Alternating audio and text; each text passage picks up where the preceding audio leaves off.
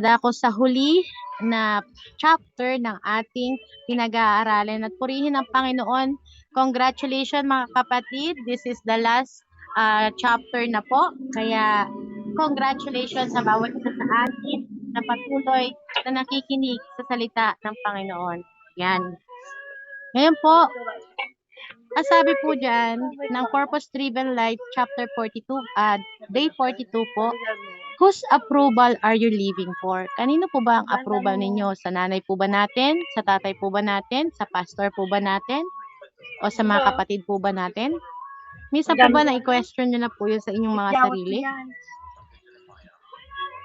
Bago, na-compare nyo po ba yung lumang ikaw at bagong ikaw ngayon? Purihin ang Panginoon. So, ang atin pong natakel sa day 42, ito po, balikan po natin ang nakaraan, the danger of people pleasing. Yung isang unang topic po natin is people pleasing will cause me to miss God's will for my life. Yan, natakal po natin yan. Ang people pleasing prevent my faith from growing. People pleasing lead me to other sin. People pleasing cause hypocrisy. Yan, natakal na po natin yan. People pleasing silence my life message. Alam ko sinalo pa ako ni atin ito, kaya purihin ng Panginoon. Ang sumunod po, how to break free from people pleasing trap. Ang isang topic po dyan ay remember that God can please everyone. So don't please everyone. Kung ang Panginoon nga hindi natin hindi mai-please ng Panginoon ang bawat isa, tayo pa kaya na nilalang niya. So remember that I don't need anyone approval to be happy. You can be happy kahit mag-isa ka lang, but be sure na hindi ka tumatawa na umiiyak na mag-isa ha. Purihin ng Panginoon. And remember that yung topic number 3 po, remember that what seems so important now is only temporary. Yan po yung medyo na bubuksan na po ang ating mga spiritual eyes na ang lahat ng meron tayo ay temporary, maging bahay man yan, kotse man yan, especially pamilya man yan, it's only temporary kasi this is not our final destination. Okay? Remember that I only have to please one person and that's not a person. That's our God. Hindi po siya tao. Siya po ay ang ating Diyos na makapangyarihan sa lahat. Purihin ang Panginoon. And ang last topic po ni Nanay Andrea, remember that the one day I will give an account of my life to God. Yan po yung last topic ni Nanay Andrea last Friday. Purihin ang Panginoon. And the last part po, medyo maingay lang po. Sorry, nasa tabi ako ng kalsada. Ang sabi po, the last part is day 42, ang last chapter po, I remember that God shaped me to be me, not to be somebody else. Yan. Kaya purihin ang Panginoon dahil my name is Crystal Rojas Villatema and not anybody else. Walang iba kundi ang inyong lingkod lamang po na ginagamit ng Diyos. Yan. Purihin ang Panginoon. At type amen lang po no, sa mga nakikinig. Let's move on. Sabi po dyan ng purpose-driven life, this is the final truth to hold on to. Earlier in this book, I mentioned that when you get to heaven, God is not going to say, why were not you be more like your brother or mother or father? God is not going to ask, were you popular? Did everyone like you? Did you fulfill all their expectation? Of course, no, ang sagot yan. Walang ibang tatanungin ang Panginoon, hindi niya tatanungin kung gaano ka popular, anong trabaho mo, saan ka nagtatrabaho, sinong kahawig mo, sinong kamukha mo. Of course, hindi niya tatanungin yan dahil siya nga may lalang sa atin. 'Di ba? Ang only na itatanong sa atin, God is going to say, did you fulfill the purpose I created you for? Na-fulfill ba natin yung purpose natin dito sa mundong ito? Nagawa ba natin kung ano yung dapat nating ginagawa na nais ng Panginoon at hindi nais ng laman natin? Naisip po ba natin yon? Yan, purihin ng Panginoon. So, the old crystal. Yan. Sige. Ano ba ang old crystal? The old me. Madaling umiyak. Madaling maniwala. Walang sariling desisyon. Yan po yung lumang kristal. Bigay ng bigay. Noon, kahit wala ka na, sige, go, bigay. Kasi yun yung natutunan ko. Kasi sa dati kong religion, ganun eh. Basta magbigay ka lang na magbigay. Tapos hindi ko alam ang salitang tama na. Kasi nga, sige, bigay ka pa. Bigay pa, bigay pa. So, wala sa aming magkakapatid yung salitang tama na. Hope na. Hindi, pagka may lumapit, sige, bigay mo. Kahit wala na kami bigas, sige, bigay mo kasi wala silang isasaing. Pero wala akong sariling wisdom na, ay, paano ako? Diba? Paano yung kami, diba? Ako yung kristal na inuuno ang iba at saka ko lang maiisip na, ay, si Chloe kaya pag uwi ko. Saka ko lang maiisip yung anak ko. Kasi nga, naibigay ko na. Wala akong natatapos na trabaho noon kasi puro simula. Yan. Yan ang lumang kristal. Puro simula. Puro plano kung ano ang nasa isip ko. Yun na yun. Kumbaga, wala kang itinerary, wala kang sunod-sunod na gagawin kasi nga, wala kang plano. Kung ano lang nasa harapan mo, yun na yun. Wala akong priority. Pero lagi ako nagsisimba every Sunday doon sa dati kong religion. Pero sabi ko noon, nung nagbabasa yung may puti sa yun eh. So, sabi ko tatayo din ako dyan, magbabasa rin ako ng Bible. Tapos natututo akong magbasa ng Bible, pero yung iba yung intimacy ko sa Bible ngayon. Parang gano'n, nagbabasa rin ako ng Bible noon, pero hindi gano'n kalalim. Naunawaan niyo po ba, kapatid? Nararamdaman niyo po ba yun? Yung lumang kayo, bago natin makilala si Kristo? Purihin ang Panginoon. Then God, the transformation by the grace of God, nung nakakilala ako sa Panginoon, dahil yun nga po yung pandemic na panggit ni Ate Elena, purihin ang Panginoon. Kasi siguro talagang yun yung way ng Lord para makilala natin ang tunay na Diyos. Purihin ang Panginoon, nagkaroon tayo, natuto ako mag-Zoom na hindi ko alam, hindi ako marunong mag-Google Meet, nagagalit pa ako noon kasi hindi ko alam kung paano yung online na yan, hindi ako marunong sa cellphone. Na kahit ang ganda-ganda pala ng unit ng cellphone ko, ang daming storage ng cellphone ko, wala akong alam. Nonsense pala yung mamahal na regalo ng ate ko kasi hindi ko alam gamitin. And purihin ang Panginoon. Dahil binago ako ng Panginoon. Simula nung makilala ko ang aking sarili, yung bagong ako, by the grace of God ha, sa tulong ng Panginoon, nakilala ko si Lord last May 2020 because of my sister Beverly Villatema. Nag-join ako kay Kuya Boom. Kung sino man nakakakilala po dito kay Kuya Boom, that means karne na po ang kinakain natin. Hindi na po tayo gatas. You know what I mean. I just want to try kasi nga that's daily devotion because of pandemic. Syempre wala naman hindi na kami pwede magsimba.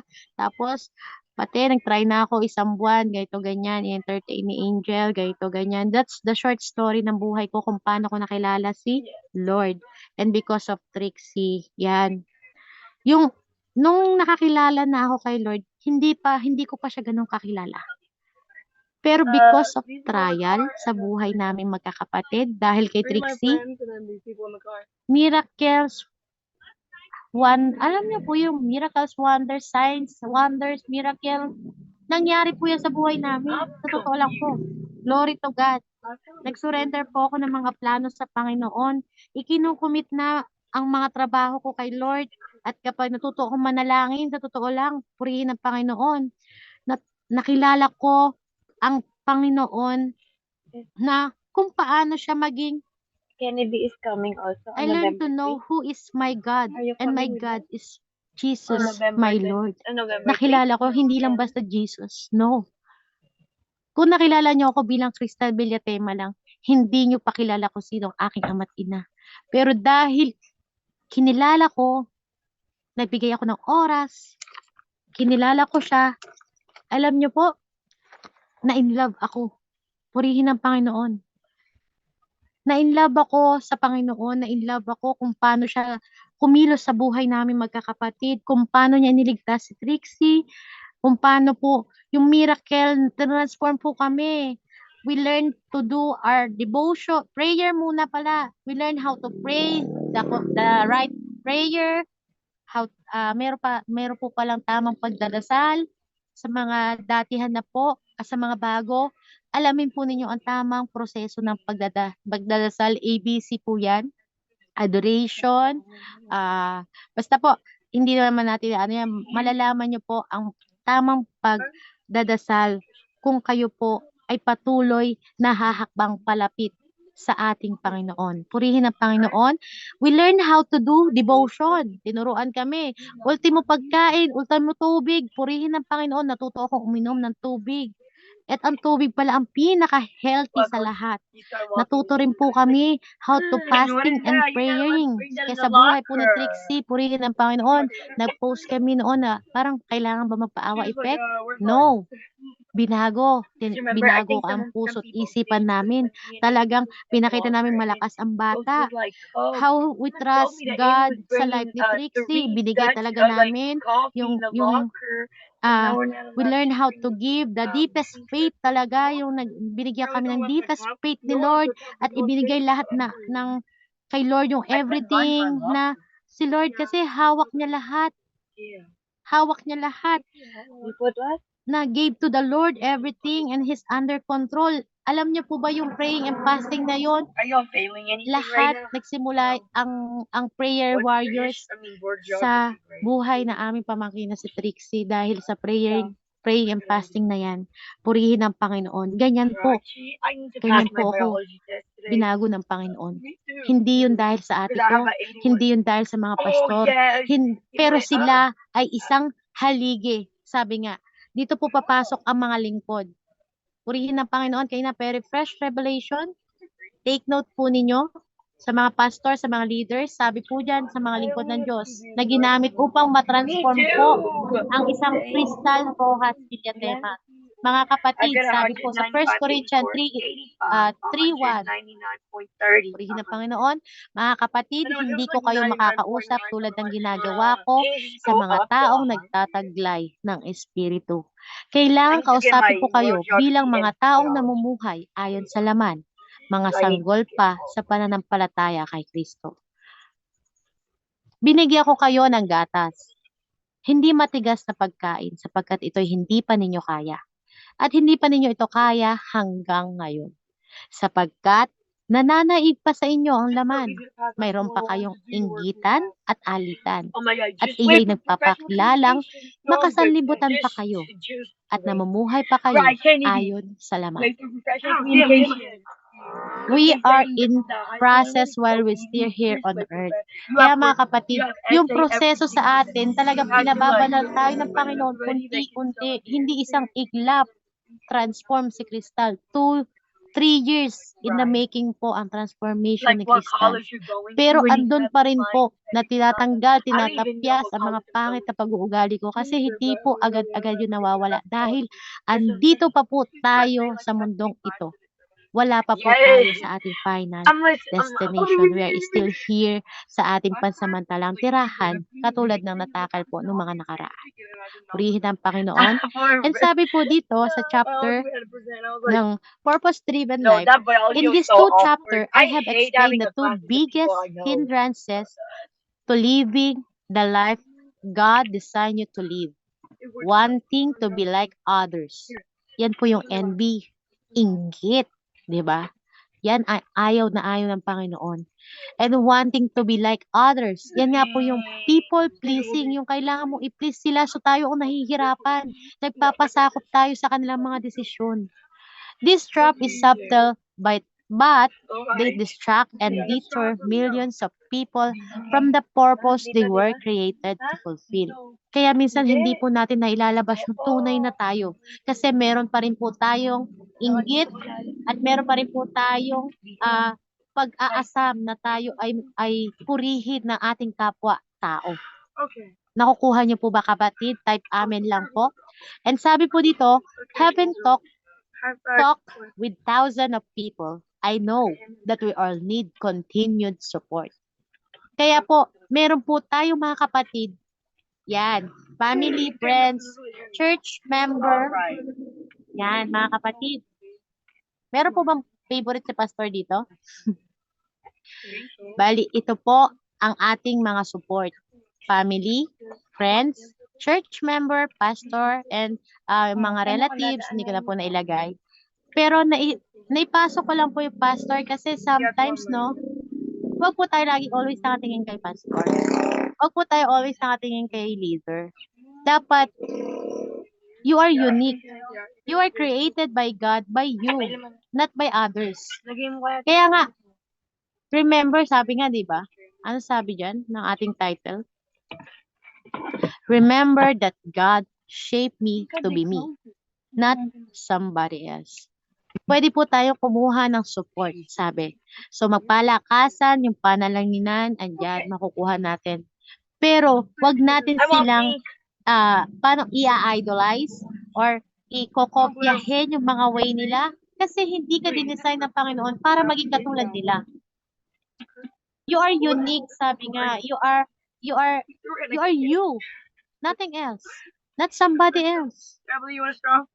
Do you get po ba, mga kapatid? Purihin ang Panginoon. And about pastor po, ano? Purihin ang Panginoon kasi meron pong shinare ang ating mga pastor, malaki ang kanilang gawa. And kanina po, napaka-fresh revelation. Glory to God. Ito po yung notes. Happy Pastor Month po sa lahat ng pastor. Purihin ng Panginoon. Napaka-fresh revelation po niyan. Ang kadugtong punit ng ating mga pastor ay, ito po, ang sabi po kanina sa akin ni Lord and the Holy Spirit, 1 Corinthians 3:4. Kapag sinabi ng isa, ako kay Pablo, at ang iba, ako kay Apollos, hindi ba tanda na kayo ay namumuhay pa ayon sa laman? Yan po yung pleasing. Hindi po natin kailangang i-please ang mga pastor. Hindi po natin kailangang i-please ang mga leader. No. Kasi, ibig sabihin tayo ay nabubuhay pa rin sa ating mga laman. Kasi, hinahangad natin yung papuri ng mga pastor, papuri ng mga leader, papuri ng mga kapatid. Huwag ganon, kapatid, dahil may Panginoon na dapat na pumupuri sa atin. Well done, my faithful servant, di ba?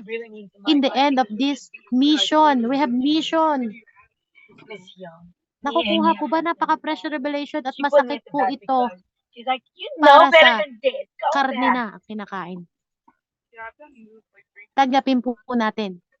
Kapag sinabi ng isa, ako'y kay Pablo, at ang iba, ako kay Apollos, Report to Coach hindi pa tanda yan na kayo namumuhay pa ayos sa laman. We build division. Kasi wala nga makakapag-serve sa dalawang Panginoon. Wala tayong pipiliin. Pero pwede tayong makinig. Sa laid natin ang ating pinakikinggan. Kay Lord pa ba to? Will pa ba ni Lord to? Nasasaktan ako eh. Doon ako sa madali. Dito kasi nasasaktan ako sa taong to eh. Nire-rebuke ako lagi. Glory to God. Doon ako sa bilang pastor kasi mabait. Walang rebuking. Are you sure? Pinadalisay ka? Are you sure? Na concern siya sa'yo? O may nakukuha siya sa'yo? Be sensitive. Be alert. Pero once, kapatid, na ikaw ay hindi nagpi-people pleasing or namimili or may favorite, pakikita mo, ay nire-review ako ng pastor na to kasi ayaw niya pala na mapahamak ako. Ay dinadalisay pala ako ng Panginoon kasi may gusto siyang magkaroon ako ng sarili kong disposisyon. Purihin ang Panginoon. Sabi pa po dito, no, sa 1 Corinto 3:5, ito po ang mensahe kanina ni Lord para sa mga pastor na talagang napaka-fresh. Habang nung nakita ko si Tatay Dan pumasok, Pastor Brother Randy Sapitan, Kuya Rico, Pastor Rico, sabi niya, ilagay mo to anak, ilagay mo to. Sabi po dito, sino ba si Apollos at sino ba si Pablo? Kami mga lingkod lamang ng Diyos na kinasangkapan niya upang akayin kayo sa pananampalataya kay Kristo. Ginawa lamang ng bawat isa ang tungkuling ibinigay ng Panginoon. Purihin ang Panginoon. Lahat ng pastor, lahat ng leader ay sumusunod yan. May sinusunod yan. At yun ang love letter ni Lord. May intimacy ang mga yan. At hindi biro ang pinagdadaanan ng mga pastor na yan. May sarili-sarili mga problema yan. Pero pinapalakas pa rin tayo. They give time. They give time to us kahit tulog na yan, kahit antok na yan, kahit nasa ospital na yan, nakalatag na yan sa higaan, iniisip pa rin nila yung schedule namin. Kasi maraming kaluluwa na kailangan makarinig. Kapatid, hindi basta naglatag ng lecture or ng turo ang mga pastor, ang mga leader. Noon, hindi ko maintindihan. Ayokong lugaw ang kakainin ng mga tao. Gusto ko karne. Hindi ko po maintindihan yan noon. Pero purihin ang Panginoon because of wisdom and anointing by the Holy Spirit na unawaan ko na po ngayon. Kayo po ba kapatid, nauunawaan niyo po ba ang ibig sabihin ng 1 Corinto chapter 3 verse 5? Sino ba si Apollos at sino ba si Pablo? Kami ay mga lingkod lamang ng Diyos na kinakasangkapan niya upang akayin kayo sa pananampalataya kay Kristo. Ginawa lamang ng bawat isa ang tungkuling ibinigay po yon, ng Panginoon. Purihin ang Panginoon. 'Di ba? Ginamit lamang ang ating mga leader para makilala ang tunay na Panginoon at ang Diyos nating si Jesus Kristo. At ang katugtong pa po yan, no? Pinakumpleto na po talaga kanina, Lord, para maunawaan ng bawat isa yung susunod po nating topic. Sabi po sa 1 Corinthians 3:6, ako ang nagtanim, si Apollos ang nagdilig, ngunit ang Diyos ang nagpatubo at nagpalago. Napakalalim po niyan, mga kapatid. I-devotion po natin yan. Ako ang nagtanim, si Apollos ang nagdilig. Ayon kay Apostol Pablo, ngunit ang Diyos ang nagpatubo at nagpalago. Kahit anong hirap mo, kapatid, kung hindi kalooban ng Diyos, walang magaganap. Kaya purihin ang Panginoon, lagi natin isang guni ang ating mga plano, ang ating mga naising trabaho, para God leading us in the right pathway. Sabi rin po dito sa 1 Corinthians 3:7, hindi ang nagtanim, ni ang nagdilig ang mahalaga. Naunawaan po ba? Hindi ang nagtanim, ni ang nagdidilig ang mahalaga, kundi ang Diyos na siyang nagpapatubo at nagpapalago. Ang nagtatanim at ang nagdidilig ay kapwa manggagawa lamang. At bawat isa'y tatanggap ng gantimpala ayon sa kanyang pagpapagal. Kaya kapatid, ang ginawa ni Crystal ay ginawa ni Crystal, hindi ginawa ni Beverly. Ang ginawa ni Beverly ay ginawa ni Beverly at hindi ginawa ni Crystal. If Beverly more soul winning, meron niyang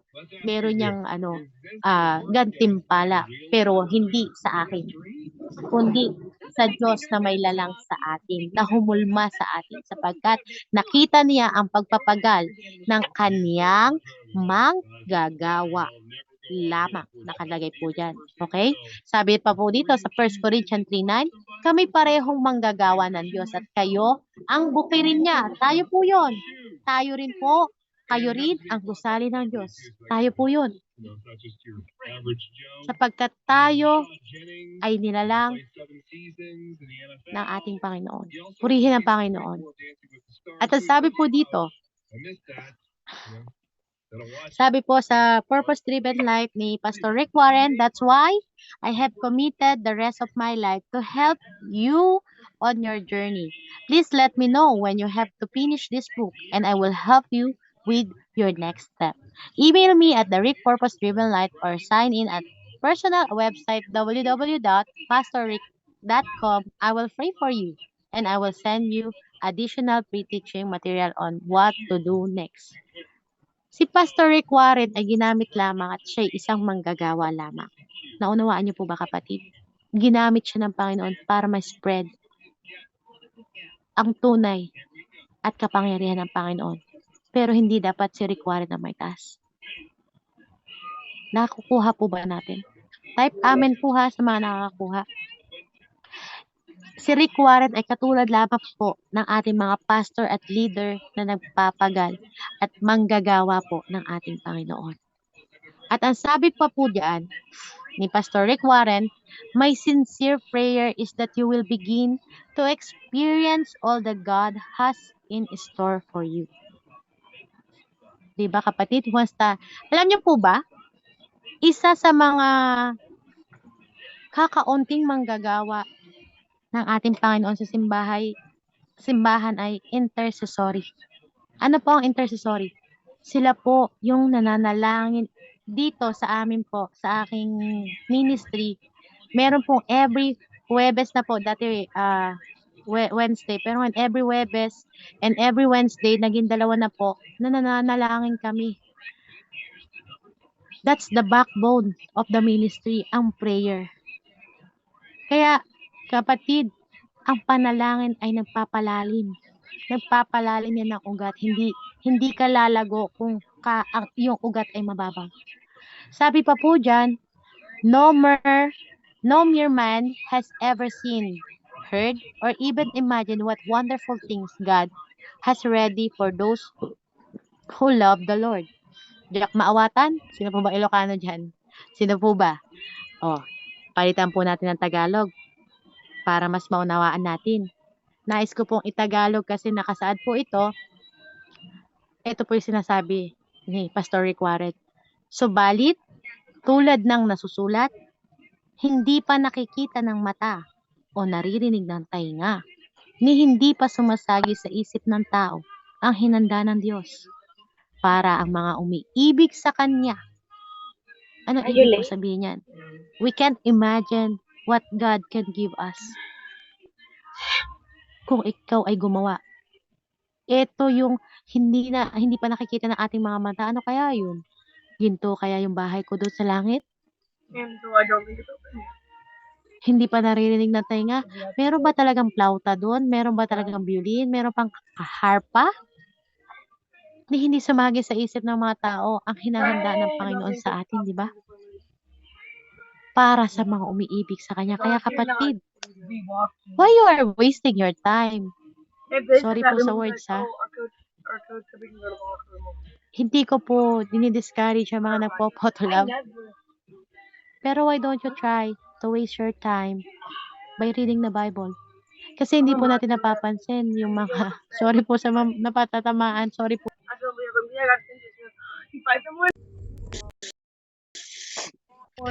Kasi po, binaba po sa amin yan na napakahalaga ng oras. You did not know kung magigising ka pa mamaya. You did not know kung paglabas mo, may gera na. Purihin ang Panginoon kasi alam natin payapa tayo. Kaya purihin ang Panginoon, may kapayapaan tayo. Hindi lahat ng tao payapa. Hindi lahat ng tao nakakatulog ng tama. Kaya magising tayo kapatid. Bakit tayo mag-aaksaya ng oras? Cherish our time here on earth. Share the goodness of God. Kaya kapatid, don't waste time. Hindi na may babalik yan.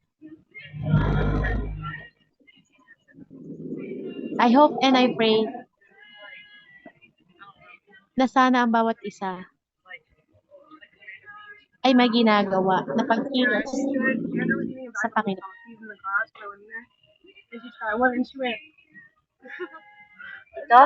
And ito po yung day 42, thinking about my purpose. Point to founder, happiness is my choice. I don't need anyone's approval to be happy. Verse to remember po, Psalm 27:10. Even if my father and mother abandon me, the Lord will hold me close. At ito po yung mga question to consider, Nanay Andrea, paki-note na lang po, no? Whose opinion matter most to me and whose approval am I living for? To God all be the glory. Amen and amen. Lord, hallelujah, purihin ka, sambahin ka, at nawa Panginoon, ang bawat isa ay may natutunan, at nawa Panginoon, ang bawat nasaktan ay, Lord, ikaw ang humaplos, hindi po ako yun, Lord. Hallelujah. Ako po, Panginoon, ay ginamit nyo man lamang. Ako ay inyong manggagawa in mighty name of Jesus. Balutan nyo po, Panginoon, ng iyong banal at makapangyarihan na dugo ang lahat ng lumabas sa aking bibig, Panginoon. Ikaw ang maitaas, ako ang maibab. Ikaw ang papurihan. Lamang ko ay sa ngalan ng Ama, ng Anak, at ng Espiritu Santo. Amen and amen and amen. Hallelujah. Praise the Lord. The first off is Chris Cop, we know you're in Nay Andrea. Hey!